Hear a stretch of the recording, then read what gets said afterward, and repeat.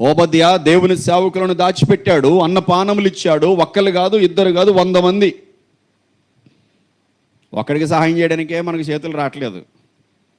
ఒక సేవకుడి కుటుంబాన్ని ఆదరించడానికి, ఓదార్చడానికి, సహాయపడడానికి, వాళ్ళ అవసరాలు తీర్చడానికే మన వల్ల కావట్లేదు. చేయగలిగి ఉండి కూడా, ఇవ్వగలిగి ఉండి కూడా, చేయాలని తెలిసి కూడా, ఇవ్వాలని తెలిసి కూడా, సహాయపడాలని తెలిసి కూడా మనకు ఆ ఒక్కరికి చేయడానికే మనసు రావట్లేదు. ఇంకా 100 మందికి చేస్తాం. మనం చేసే మనసు ఉందా? ఆ మనసు ఉంటే దేవుడే నీకు కావాల్సినవి ఇస్తాడు. ఇచ్చిన తర్వాత మళ్ళీ మనసు బాగకూడదు. ఆ చేసే మనసు బాగకూడదు ఇచ్చిన తర్వాత.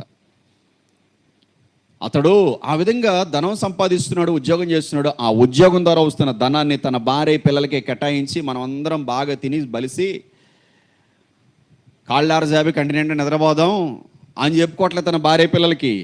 ఏం చెప్తున్నాడు తెలుసా? ఇదిగో దేవుని సేవకులు ఉన్నారు, వారు ఆటంకపరచబడుతున్నారు, వారిని రాజు రాణి ఆటంకపరుస్తున్నారు, చంపాలని చూస్తున్నారు, వాళ్ళని చాలా ఏడిపిస్తున్నారు, వాళ్ళని చాలా బాధపడుతున్నారు, వాళ్ళు చాలా వేదనలో ఉన్నారు, దుఃఖంలో ఉన్నారు, వారు మరణానికి పాత్రులుగా ఎంచబడిన వారిగా ఉన్నారు. ఇదిగో మనము, మన కుటుంబం, మనము వాళ్ళని ఆదుకోవాలి. హల్లెలూయా. వాళ్ళకి మనం సహాయపడాలి, వాళ్ళని మనం పోషించాలి, వాళ్ళని మనం కాపాడాలి. దేవుని సేవకులను కాపాడుకున్నారండి భక్తులు. పోగొట్టుకోవడానికి ఇష్టపడలేదండి భక్తులు.